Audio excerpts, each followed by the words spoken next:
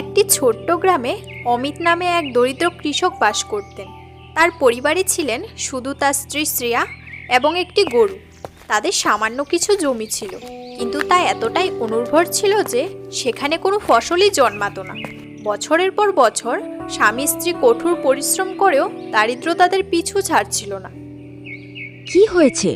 সকাল থেকে আপনাকে এত চিন্তিত দেখছি। আবার কি জমির চিন্তাই আপনাকে কষ্ট দিচ্ছে? মনের কথা আমাকে বলুন। আর কি ভাববো শ্রেয়া, জমি তো আছে, কিন্তু তাতে কিছুই হয় না। তার উপর আমাদের মাত্র একটি গরু। যদি কোনোভাবে আর একটি গরু পেতাম, অন্তত জমিটা ভালোভাবে চাষ করার চেষ্টা করতে পারতাম। আশা ছেড়ে দেওয়া ঠিক নয়। একবার গ্রামে গিয়ে সবার সঙ্গে কথা বলে দেখুন।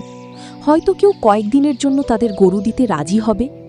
চেষ্টা করলে হার মানতে হয় না।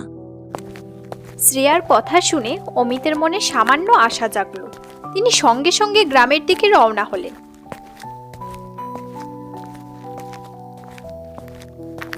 প্রথমে তিনি কৃষক রামুর বাড়িতে গেলেন। রামু ভাই, অনেক আশা নিয়ে তোমার কাছে এসেছি।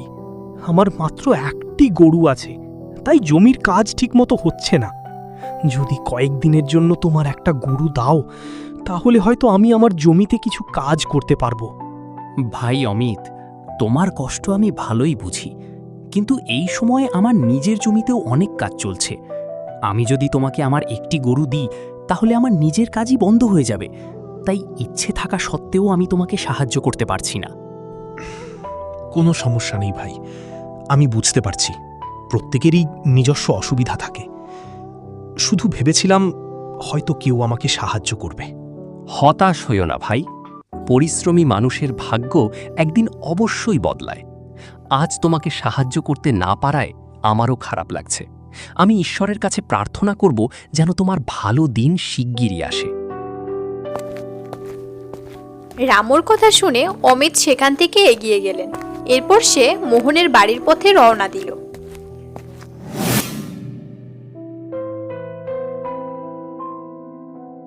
মোহন ভাই, যদি কয়েকদিনের জন্য তোমার একটি গরু দিতে পারো, তবে খুব উপকার হয়।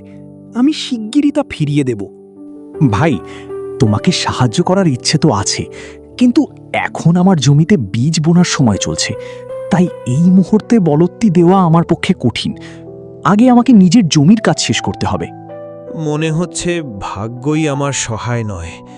যেখানে যাই খালি হাতেই ফিরতে হয়। এমন কথা বলো না ভাই, খারাপ সময় চিরকাল থাকে না। ঈশ্বর হয়তো দেরি করেন, কিন্তু পরিশ্রমের ফল একদিন অবশ্যই দেন। অমিত হালকা হেসে সেখান থেকে চলে গেল। এরপর সে হরিয়ার বাড়ির দিকে রওনা দিল।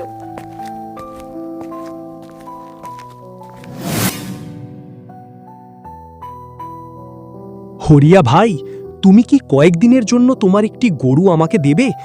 তাহলে আমার অনেক উপকার হতো। আমি খুব বিপদে আছি। ভাই, যদি তোমাকে সাহায্য করতে পারতাম, কিন্তু আমার বাড়িতেও এখন চাষের কাজ পুরো দমে চলছে। যা আছে তা দিয়েই কোনো রকমে সংসার চালাচ্ছি। আমি বুঝতে পেরেছি ভাই, মনে হচ্ছে আজ আর কোথাও থেকে সাহায্য পাবো না। নিরাশ হইও না, কখনো কখনো ঈশ্বর আমাদের জন্য অন্য কোনো পথ ঠিক করে রাখেন। হয়তো তোমার জন্য কোনো ভালো সুযোগ অপেক্ষা করে আছে। 3 জায়গা থেকে না শোনার পর অমিতের মন ভেঙে গিয়েছিল। সে ভারী পায়ে বাড়ির পথে রওনা দিল।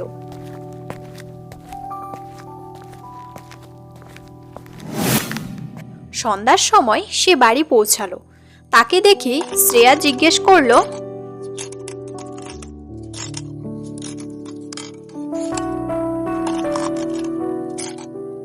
কি হলো? কেউ কি তোমাকে তাদের গরু দিয়েছে? না শ্রেয়া, কেউই সাহায্য করেনি। আমি রামু, মোহন আর হরিয়ার কাছে গিয়েছিলাম। সবাই তাদের নিজ নিজ অসুবিধার কথা বলেছে। কেউই তাদের গরু দিতে রাজি হয়নি। এ নিয়ে এত দুঃখ করবেন না। সবারই তো নিজের সংসার আর জমির কথা ভাবতে হয়। তারা না বলেছে বলে তো পৃথিবী শেষ হয়ে যায়নি। গরু না পাওয়ার চেয়ে নিজের অবস্থার কথাই আমাকে বেশি কষ্ট দেয়। কখনো কখনো মনে হয়, যতই পরিশ্রম করি না কেন, আমাদের ভাগ্য আর বদলাবে না। এমন কথা বলবেন না। আমাদের জমিতে এমনিতেই কিছু হয় না। হয়তো ঈশ্বর আমাদের জন্য অন্য কোনো পথ ভেবে রেখেছেন। আপনি চিন্তা ছেড়ে নতুন কোনো কাজের কথা ভাবুন। তুমি প্রতিটি কঠিন সময়ে আমার সাহস বাড়িয়ে দাও।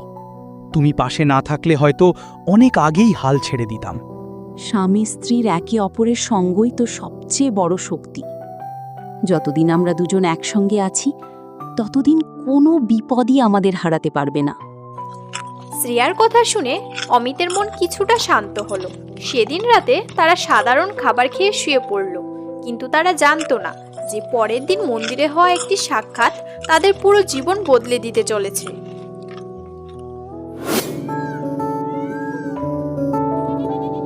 পরের দিন ভোরে সূর্য ওঠার আগে অমিতের ঘুম ভেঙে গেল।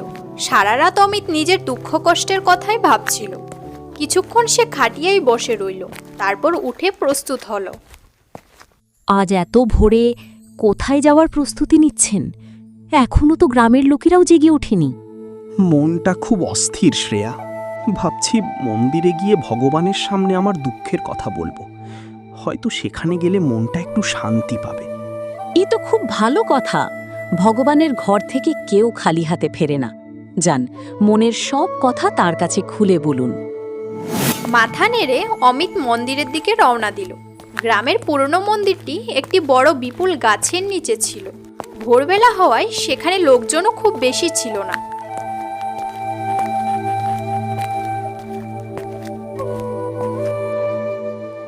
অমিত মন্দিরের সিঁড়িতে বসে ভগবানের মূর্তির সামনে হাত জোড়ো করে রইল। কিছুক্ষণ সে নীরব ছিল, তারপর তার চোখে জল চলে এলো। হে প্রভু, সারা জীবন পরিশ্রম করেছি, তবু আজও আমার সংসারের অবস্থা বদলায়নি। আমার জমি আছে, কিন্তু সেখানে কিছুই জন্মায় না। আমি আর আমার স্ত্রী দিন রাত সংগ্রাম করি, তবু দারিদ্র্য আমাদের পিছু ছাড়ে না। হে ভগবান, আমি আপনার কাছে ধন সম্পদ চাই না, শুধু এতটুকুই চাই, আমার পরিশ্রমের একটি পথ দেখিয়ে দিন। এমন কোনো কাজ দিন যাতে আমি আর আমার স্ত্রী সম্মানের সঙ্গে জীবনযাপন করতে পারি। এ কথা বলে সে শান্ত হয়ে বসে রইল।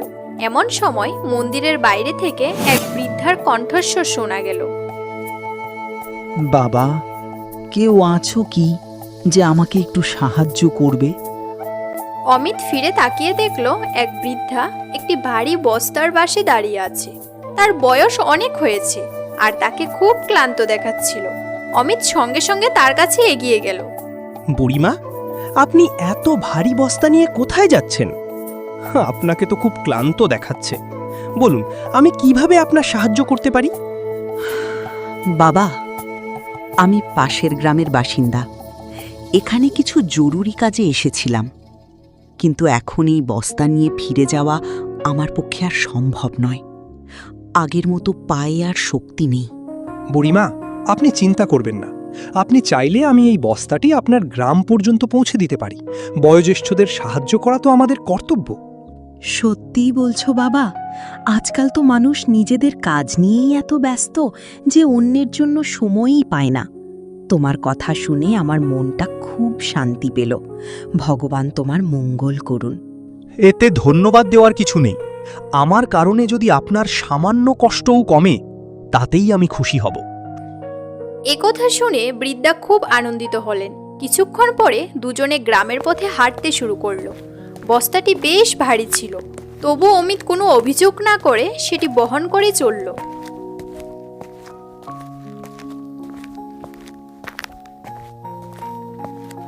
বুড়িমা, কিছু মনে না করলে একটা কথা জিজ্ঞেস করি। এই বস্তায় এমন কি আছে যে এত ভারী লাগছে? বাবা, এতে আমার মাছের খাবার আছে। এই খাবার কিনতেই আজ আমি এই গ্রামে এসেছিলাম। মাছের খাবার? আপনার কি অনেক মাছ আছে বুড়িমা? এই সব খাবার কি তাদের জন্যই?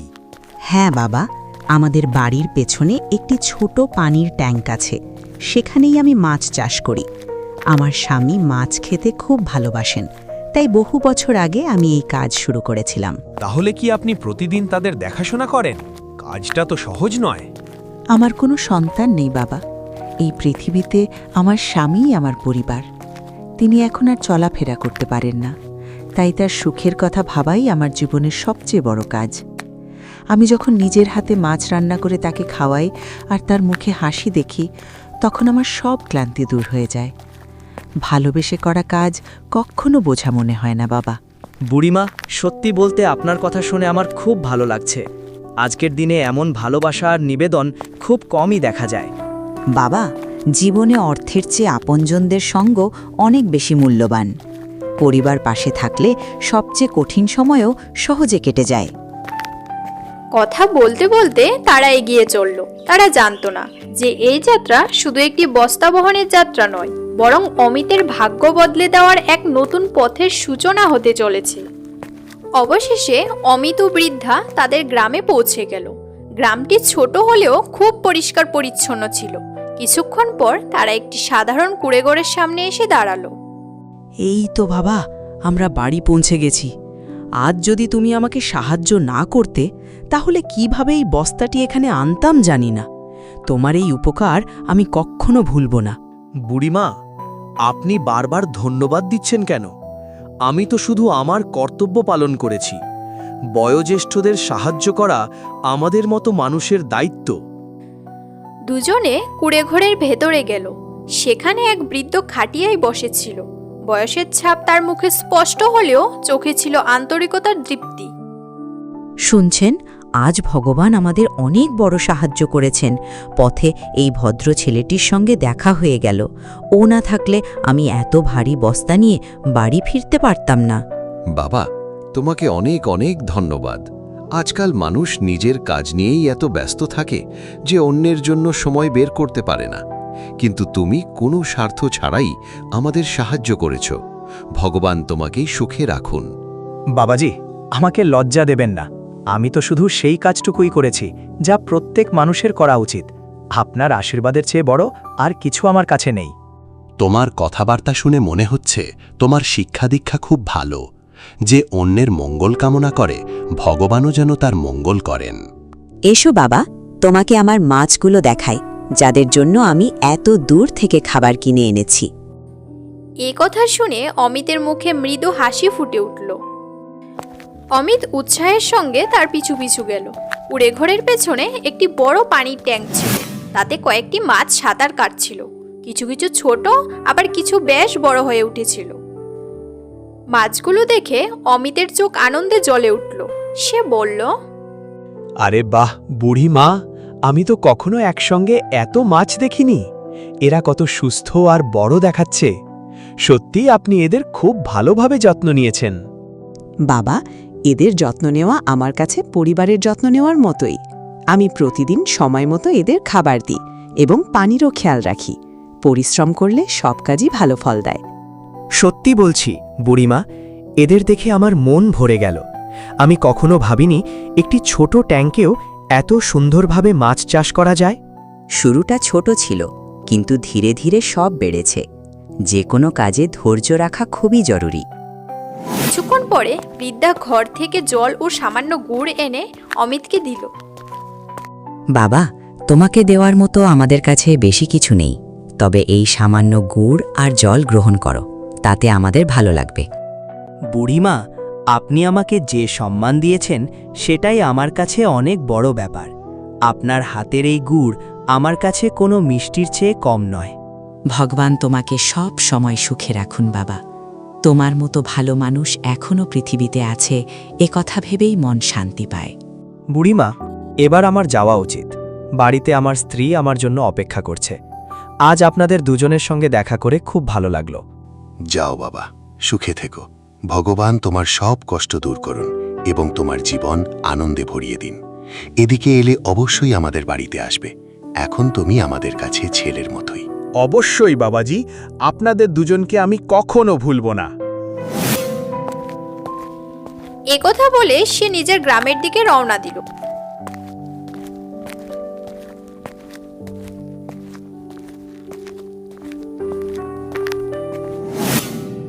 সন্ধ্যার মধ্যে সে বাড়ি পৌঁছে গেল। তাকে দেখে শ্রেয়া বাইরে বেরিয়ে এলো। আরে, আপনি কোথায় গিয়েছিলেন? সকালে মন্দিরে গিয়েছিলেন আর এখন সন্ধ্যায় ফিরছেন? আমি তো সারা দিন আপনার চিন্তায় ছিলাম। আজ আমার সঙ্গে এমন কিছু ঘটেছে যা আমি কল্পনাও করিনি। পথে এক বৃদ্ধার সঙ্গে দেখা হয়েছিল, তারপর আমি তার বাড়ি পর্যন্ত গিয়েছিলাম। তারপর কি হলো? আমাকে সব কথা বিস্তারিত করে বলুন। অমিত উঠোনে বসে পড়ল। জীবিকাও তার পাশে এসে বসল। সারাদিন কি ঘটেছিল তা জানার জন্য তার মনে প্রবল কৌতূহল জেগে উঠেছিল। তাড়াতাড়ি বলুন না। সকালে মন্দিরে গিয়েছিলেন আর সন্ধ্যায় ফিরেছেন। আপনার মুখেও যেন এক অন্যরকম আনন্দের ছাপ দেখা যাচ্ছে। আসলে কি হয়েছে? মনে হচ্ছে আজ ভগবান আমার প্রার্থনার জবাব এক বৃদ্ধার রূপে দিয়েছেন। মন্দিরে আমার দেখা হয়েছিল এক বৃদ্ধার সঙ্গে, যিনি একটি খুব ভারী বস্তা নিয়ে তার গ্রামে ফিরতে চেষ্টা করছিলেন। তারপর নিশ্চয়ই আপনি তাকে সাহায্য করেছেন। আমি আপনাকে চিনি। কোনো অসহায় মানুষকে দেখলে আপনি কখনো ফিরিয়ে দেন না। হ্যাঁ, আমি তার বস্তাটি কাঁধে নিয়ে তার গ্রাম পর্যন্ত গিয়েছিলাম। পথে তিনি বললেন বস্তার ভেতরে মাছের খাবার ছিল। তাদের বাড়ির পেছনে একটি বড় ট্যাঙ্ক আছে, যেখানে তারা মাছ চাষ করেন। সত্যি? মাছগুলো কি ভালো ছিল? খুবই ভালো। আমি আগে কখনো একসঙ্গে এত মাছ দেখিনি। ছোট বড় শত শত মাছ পানিতে সাঁতার কাটছিল। দেখে মনে হচ্ছিল যেন জলের নিচে কোনো ছোট্ট গুপ্তধন লুকিয়ে আছে। আর জানো, সবচেয়ে ভালো লেগেছে যে ওই বৃদ্ধা তার স্বামীকে খুব ভালোবাসেন। তাদের কোনো সন্তান নেই, তবু তিনি প্রতিদিন মাছগুলোর যত্ন নেন, শুধু স্বামীকে তার পছন্দের খাবার খাওয়ানোর জন্য। এ তো খুবই সুন্দর কথা। সত্যিকারের ভালোবাসা তো সেটাই, যেখানে মানুষ কোনো স্বার্থ ছাড়াই আপনজনের যত্ন নেয়। মনে হয় ভগবান আপনাকে আজ কিছু শেখানোর জন্যই সেখানে পাঠিয়েছিলেন। হয়তো তুমি ঠিকই বলছো। আমি যখন মাছগুলো দেখছিলাম তখন বারবার ভাবছিলাম, এত ছোট একটি ট্যাঙ্ক থেকে তারা এত ভালো কাজ কিভাবে করতে পেরেছেন। আপনি যদি কিছু মনে না করেন, আমি একটা কথা বলি। এতে জিজ্ঞেস করার কি আছে শ্রেয়া? যা বলতে চাও খোলাখুলি বলো। আমাদের জমিতে এমনিতেই কিছুই জন্মায় না। বছরের পর বছর চেষ্টা করেও কোনো লাভ হয়নি। তাহলে আমরা কেন সেখানে একটা বড় পুকুর খনন করে মাছ চাষ শুরু করি না? আরে শ্রেয়া, এই কথা তো আমার মাথাতেই আসেনি। সত্যি বলতে তোমার পরামর্শটা দারুণ। জমি তো এমনিতেই অনাবাদি পড়ে আছে, তার চেয়ে ভালো সেটিকে নতুনভাবে কাজে লাগানো যাক। দেখুন, হারানোর মতো আমাদের আর আছেই বাকি। পরিশ্রম করলে কিছু না কিছু লাভ তো হবেই। আর যদি সফল হই, তাহলে আমাদের জীবনই বদলে যেতে পারে। তুমি তো অসাধারণ কথা ভেবেছ শ্রেয়া। এখন মনে হচ্ছে ভগবান অকারণে আমাকে সেই বৃদ্ধার সঙ্গে দেখা করাননি। হয়তো তিনি আমাদের এই পথ দেখাতে চেয়েছেন। দুজনের চোখে নতুন আশার আলো জ্বলে উঠল। সেদিন রাতে তারা অনেকক্ষণ ধরে বসে পরিকল্পনা করতে লাগলো। প্রথমে পুকুরের জন্য জায়গা ঠিক করতে হবে, তারপর ধীরে ধীরে খনন শুরু করব। তাড়াহুড়োর দরকার নেই, তবে নিয়মিত পরিশ্রম করতে হবে। আমি আমাদের গরুটির সাহায্যে খনন করব। লাঙলের বদলে কোনো ধারালো যন্ত্র বেঁধে দেব, যাতে মাটি উঠতে থাকে। কাজটা কঠিন হবে ঠিকই, কিন্তু অসম্ভব নয়। আমিও বসে থাকব না। আশপাশের আগাছা পরিষ্কার করব, মাটি সরাবো, আর যতটা পারি আপনাকে সাহায্য করব। এটা শুধু আপনার নয়, আমাদের দুজনেরই স্বপ্ন হবে। তুমি প্রতিবারই আমার পাশে দাঁড়াও শ্রেয়া। সত্যি বলতে, তোমাকে ছাড়া আমি কখনো এত বড় সাহস জোগাড় করতে পারতাম না। স্বামী স্ত্রীর সম্পর্কই এমন। সুখ হোক বা দুঃখ, দুজনকে একসঙ্গেই তার মোকাবিলা করতে হয়। পরদিন সূর্য ওঠার সঙ্গে সঙ্গেই তারা তাদের একমাত্র গরুটিকে নিয়ে অনুর্বর জমিতে পৌঁছে গেল। চারদিকে শুকনো মাটি আর বুনো ঘাস ছড়িয়েছিল। লোকেরা এই জমিকে অকেজো মনে করে, কিন্তু আমার বিশ্বাস একদিন এটাই আমাদের সবচেয়ে বড় শক্তি হয়ে উঠবে। অবশ্যই হবে। আজ জায়গাটা ফাঁকা আর নির্জন দেখাচ্ছে, কিন্তু কয়েক মাস পর এখানে জল থাকবে, মাছ থাকবে, আর থাকবে আমাদের পরিশ্রমের ফল। তোমার কথা শুনলে আমার ভেতরে নতুন উদ্যম জেগে ওঠে। চলো, আজ থেকেই আমাদের নতুন জীবনের শুরু করি। এরপর অমিত গরুর পেছনে একটি ধারালো খননের যন্ত্র বেঁধে মাটি খোঁড়া শুরু করলো। আর শ্রেয়া আগাছা পরিষ্কার করতে লাগলো। সারাদিন তারা বিরামহীন পরিশ্রম করলো। প্রচণ্ড রোদে শরীর ক্লান্ত হয়ে পড়লেও তাদের মনে নতুন আশার সঞ্চার হয়েছিল। সন্ধ্যা নাগাদ তারা অনেকটা কাজ শেষ করলো। ক্লান্ত পায়ে দুজনে বাড়ির পথে ফিরতে লাগলো। পথে গ্রামের চারণ কাকার সঙ্গে তাদের দেখা হলো। আজ সকাল থেকে তোমাদের কোথাও দেখা যায়নি। এমন কি কাজ করছিলে যে সন্ধ্যা হয়ে গেল তবু বাড়ি ফিরলে না? কাকা, আমরা আমাদের অনুর্বর জমিতে গিয়েছিলাম। সেখানে একটি বড় পুকুর খনন করার কথা ভাবছি। যেহেতু ওই জমিতে কিছুই জন্মায় না, তাই আমরা ভাবলাম সেখানে মাছ চাষ শুরু করলে কেমন হয়। বাহ বাবা, এ তো খুবই ভালো চিন্তা। যারা নতুন পথ খুঁজে নেয় তারাই জীবনে এগিয়ে যায়। বসে বসে ভাগ্যকে দোষারোপ করার চেয়ে পরিশ্রম করে নতুন পথ তৈরি করাই ভালো। কাকা, কাজটা খুব বড় আর আমাদের সামর্থ্যও কম। তবু আমরা ঠিক করেছি, যত কষ্টই হোক না কেন পুকুরটি আমরা খনন করবই। আপনার মুখে এসব কথা শুনে আমাদের সাহস আরও বেড়ে গেল কাকা। এখন যত সময়ই লাগুক আমরা আমাদের স্বপ্ন পূরণ করবই। এই মনোভাবই থাকা উচিত বৌমা। মনে রেখো, পরিশ্রম কখনো বিফলে যায় না। আজ হয়তো মানুষ তোমাদের কথা শুনে হাসবে, কিন্তু একদিন তারাই তোমাদের সাফল্যের উদাহরণ দেবে। চারণ কাকার সঙ্গে কথা বলে তাদের মন আরো উৎসাহে ভরে উঠল। বাড়ি ফিরে তারা হাত মুখ ধুয়ে সাধারণ খাবার খেতে বসলো। খাওয়ার সময়ও পুকুরের কথাই চলছিল। আজ তো অনেক কাজ হয়েছে। সকালে যখন আমরা গিয়েছিলাম তখন এত আগাছা ছিল যে মাটিই দেখা যাচ্ছিল না। হ্যাঁ, আর তুমিও কম পরিশ্রম করনি। তুমি যদি আগাছা পরিষ্কার না করতে তাহলে আমার কাজ আরও কঠিন হয়ে যেত। আজ প্রথমবার আমার মনে হচ্ছে আমাদের স্বপ্ন সত্যি হতে পারে। স্বপ্ন তখনই সত্যি হবে যখন আমরা প্রতিদিন এভাবেই পরিশ্রম করব। মাঝপথে ক্লান্ত হয়ে থেমে গেলে এত কষ্টই বৃথা যাবে। এখন আর থামার প্রশ্নই ওঠে না। এত বছর দারিদ্র্যে কাটিয়েছি, এবার নিজের ভাগ্য বদলিয়েই ছাড়ব। সেই রাতে তারা তাদের ভবিষ্যতের কথা বলতে বলতে ঘুমিয়ে পড়ল। এরপর দিন কেটে যেতে লাগলো। প্রতিদিন সূর্য ওঠার আগেই তারা জেগে উঠত এবং তাদের গরুটিকে নিয়ে অনুর্বর জমিতে পৌঁছে যেত।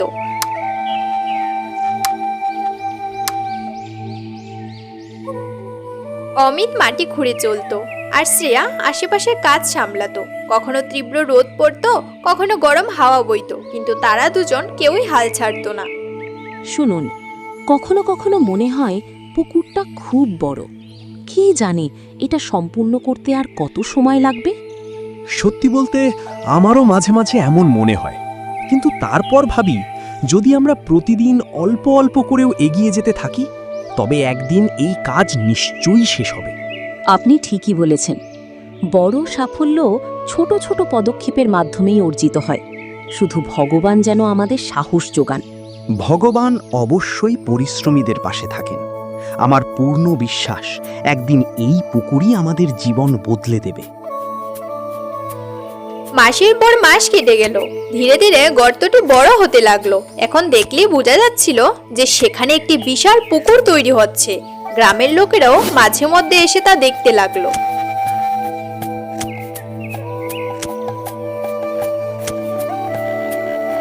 আরে অমিত, তোমরা তো সত্যিই অসাধারণ কাজ করেছো।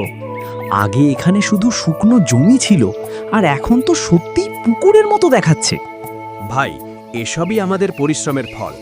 এখনো কাজ পুরো শেষ হয়নি, তবে আশা করছি খুব শিগগিরই পুকুরটি সম্পূর্ণ হয়ে যাবে। তোমাদের নিষ্ঠা দেখে খুব ভালো লাগে। ভগবান করুন তোমাদের পরিশ্রম সফল হোক। অবশেষে সেই দিন এলো যখন মাসের পর মাসের পরিশ্রমের পর পুকুরটি সম্পূর্ণ তৈরি হয়ে গেল।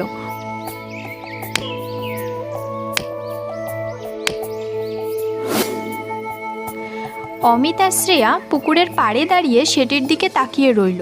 তাদের চোখে আনন্দ আর গর্বের ঝিলিক স্পষ্ট ছিল।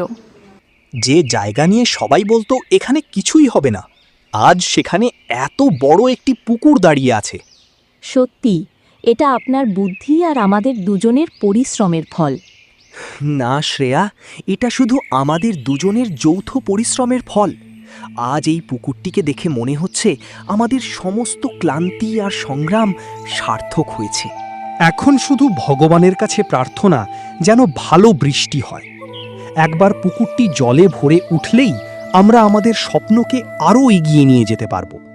বৃষ্টি হবেই, আর আমাদের স্বপ্নও পূরণ হবে। এতদিনের পরিশ্রম ভগবান বৃথা যেতে দেবেন না। পুকুর তৈরি হওয়ার পর অমিত ও শ্রেয়া বৃষ্টির অপেক্ষা করতে লাগলো। প্রতিদিন সকালে উঠে তারা পুকুর দেখতে যেত, তারপর আকাশের দিকে তাকিয়ে থাকতো। আমরা আমাদের দিক থেকে সর্বোচ্চ পরিশ্রম করেছি, এখন সবই ভগবানের হাতে। এবছর যদি ভালো বৃষ্টি হয় তবে আমাদের স্বপ্ন সত্যি হবে। চিন্তা করো না, ভগবান যখন আমাদের এত দূর নিয়ে এসেছেন তখন সামনের পথও তিনিই দেখাবেন। আমার সম্পূর্ণ বিশ্বাস আমাদের পরিশ্রম বৃথা যাবে না।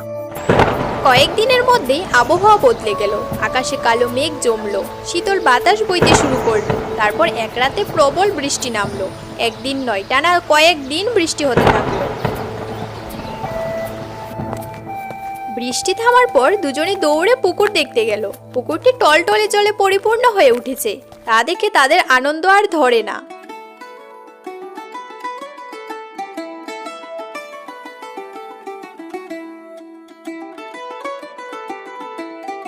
দেখুন, আমাদের পুকুর ভরে গেছে। এত জল দেখে আমার নিজের চোখকেই যেন বিশ্বাস হচ্ছে না। মনে হচ্ছে ভগবান আমাদের সব প্রার্থনাই শুনেছেন। তুমি ঠিকই বলেছ শ্রেয়া।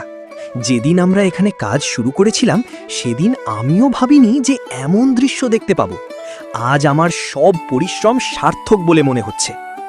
দুজনে হাত জোড় করে ভগবানকে ধন্যবাদ জানালেন।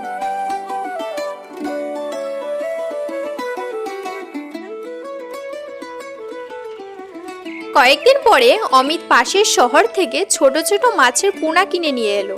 দুজনে পুকুরের ধারে দাঁড়িয়েছিল।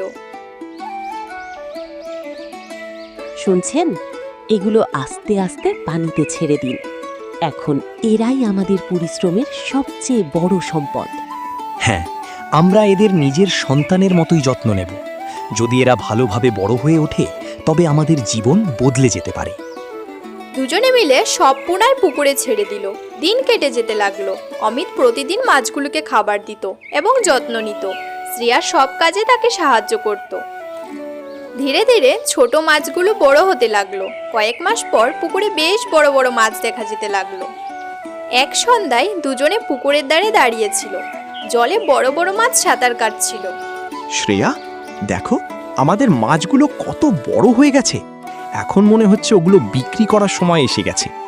হ্যাঁ, এবার আমাদের পরিশ্রমের ফল পাওয়ার সময়। তবে আরেকটি বিষয় ভাবুন, আমরা যদি প্রতিদিন গ্রাম থেকে এখানে আসা যাওয়া করি তাহলে মাছগুলোর পাহারা কে দেবে? তুমি ঠিকই বলেছ। রাতে যদি কেউ মাছ চুরি করে নিয়ে যায় তাহলে আমাদের অনেক ক্ষতি হবে। তাহলে কেন আমরা এখানেই পুকুরের ধারে একটি কুঁড়ে ঘর তৈরি করে নিই? আমরা সেখানেই থাকবো আর মাছগুলোরও দেখাশোনা করতে পারবো। তোমার ভাবনাগুলো সত্যিই অসাধারণ। এই কথা তো আমার মাথাতেই আসেনি। চলো শিগগিরই এখানে আমাদের ঘর তৈরি করি। পরের কয়েকদিন তারা দুজনে মিলে পুকুরের ধারে একটি সুন্দর কুঁড়ে ঘর তৈরি করে ফেললো। এরপর থেকে তারা সেখানেই থাকতে শুরু করলো। সকালে ঘুম থেকে উঠেই তাদের প্রথম দৃষ্টি পড়ত পুকুরের উপর। একদিন অমিত জাল দিয়ে কয়েকটি বড় মাছ ধরল এবং সেগুলি ঝুড়িতে ভরে বাজারে নিয়ে গেল। এটাই ছিল তার জীবনের প্রথম দিন, যেদিন সে নিজের পরিশ্রমের ফসল বিক্রি করতে যাচ্ছিল।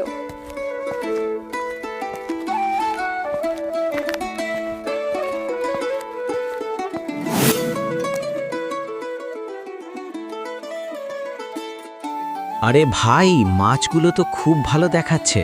এগুলো কি তোমার নিজের পুকুরের? হ্যাঁ মালিক, সব মাছই আমি নিজে পালন করেছি। খুব যত্ন করে বড় করেছি বলেই এগুলো এত স্বাস্থ্যবান হয়েছে। ভাই, আমার জন্যও ভালো কিছু মাছ ওজন করে দাও। এত টাটকা মাছ বাজারে খুব কমই দেখা যায়। দেখতে দেখতে অমিতের সব মাছ বিক্রি হয়ে গেল। তার হাতে আগের চেয়ে অনেক বেশি টাকা এলো। আনন্দে তার চোখে জল চলে এলো।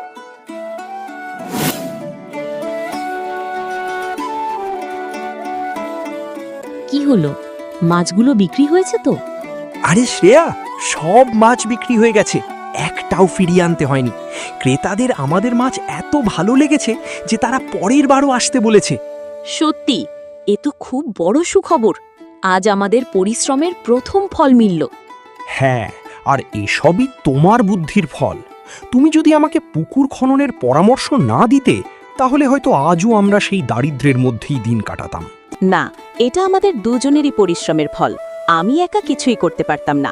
শ্রেয়া, একটা কথা বলি, সেই বৃদ্ধার কথা আমার খুব মনে পড়ছে। তার সঙ্গে দেখা না হলে আমরা হয়তো এই পথ কখনো খুঁজে পেতাম না। আপনি ঠিকই বলেছেন, আমাদের অবশ্যই তার প্রতি কৃতজ্ঞতা জানানো উচিত। ভাবছি কাল কিছু ভালো মাছ নিয়ে তার বাড়ি যাই। শেষ পর্যন্ত তার কারণেই তো আমরা এই ভাবনাটা পেয়েছিলাম। খুব ভালো হবে, কাল সকালেই চলুন। আমাদের সাফল্য দেখে তারও নিশ্চয়ই খুব আনন্দ হবে। পরদিন সূর্য ওঠার সঙ্গে সঙ্গেই অমিত ও শ্রেয়া প্রস্তুত হয়ে গেল। তারা নিজেদের পুকুর থেকে কয়েকটি বড় ও টাটকা মাছ তুলে সুন্দর করে একটি ঝুড়িতে সাজিয়ে নিল। শুনছেন, আজ আমার খুব আনন্দ হচ্ছে। যে কাজে শুরু হয়েছিল একটি ছোট্ট ভাবনা থেকে, আজ সেই কাজের উপার্জন নিয়ে আমরা তাদের ধন্যবাদ জানাতে যাচ্ছি যারা আমাদের অনুপ্রেরণা দিয়েছিলেন। হ্যাঁ শ্রেয়া, তুমি ঠিকই বলেছ। সেদিন আমি যদি মন্দিরে না যেতাম আর সেই বৃদ্ধার সঙ্গে দেখা না হতো, তাহলে হয়তো আজও আমরা নিজেদের ভাগ্যকে দোষ দিতাম। তাই তো বলা হয়, জীবনে প্রত্যেক মানুষের সঙ্গেই কোনো না কোনো কারণে দেখা হয়। কখনো কখনো একটি ছোট্ট সাক্ষাৎ পুরো জীবন বদলে দেয়। দুজনে ঝুড়ি হাতে বৃদ্ধার গ্রামের দিকে রওনা হল।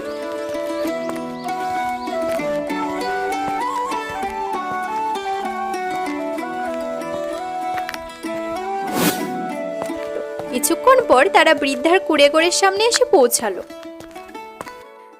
তাদের দেখা মাত্রই বৃদ্ধার মুখ আনন্দে উজ্জ্বল হয়ে উঠল। আরে বাবা অমিত, বৌমাও সঙ্গে এসেছে। এসো এসো, তোমাদের দেখে আমার মন ভরে গেল। এতদিন পর আজ তোমাদের দেখা পেলাম। বুড়িমা, আমরা আপনাকে ধন্যবাদ জানাতে এসেছি। আজ আমাদের যা কিছু আছে তাতে আপনারও অনেক বড় অবদান রয়েছে। আরে বাবা, আমি আবার কি করেছি? আমি তো শুধু তোমাদের আমার বাড়ির মাছগুলো দেখিয়েছিলাম। বুড়িমা, কখনো কখনো কারো একটি কথাও মানুষের জীবন বদলে দেয়। আপনার বাড়ি আর আপনার মাছগুলো দেখেই আমরা নতুন পথ খুঁজে পেয়েছিলাম। বাহ বাবা, তোমাদের দেখে খুব ভালো লাগছে। তবে তোমাদের মুখের এই আনন্দ দেখে মনে হচ্ছে নিশ্চয়ই কোনো সুখবরও নিয়ে এসেছো। আপনি ঠিকই ধরেছেন বাবাজি।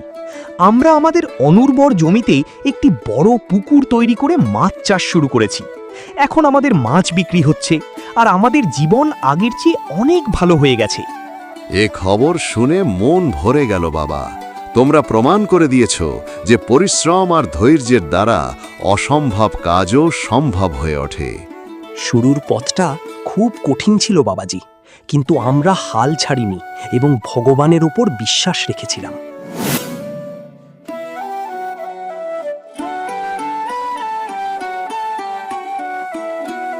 বুড়িমা, এগুলো আমাদের পুকুরের প্রথম উপার্জনের মাছ।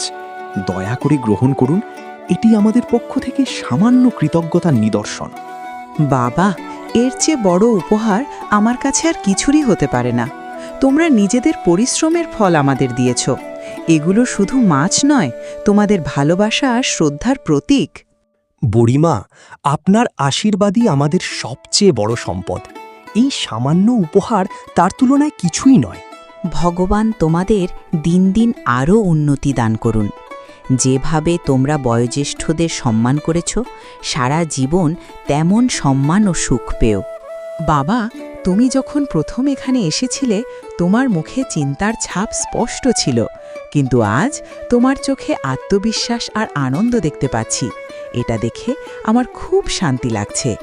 বুড়িমা, তখন আমরা সত্যিই খুব দুশ্চিন্তায় ছিলাম, কিন্তু এখন বুঝেছি খারাপ সময় চিরকাল থাকে না। মানুষ যদি সাহস ধরে রাখে, ভগবান অবশ্যই কোনো না কোনো পথ দেখিয়ে দেন। আর পরিবার পাশে থাকলে সবচেয়ে কঠিন পথও সহজ মনে হয়। বৌমা, তোমার এই বুদ্ধিমত্তাই তোমাদের সংসারকে এগিয়ে নিয়ে যাবে। সবসময় এভাবেই একে অপরের পাশে থেকো। ধীরে ধীরে মানুষ সরাসরি তাদের বাড়িতে এসে মাছ কিনতে শুরু করলো। তাদের আয় বাড়তে লাগলো।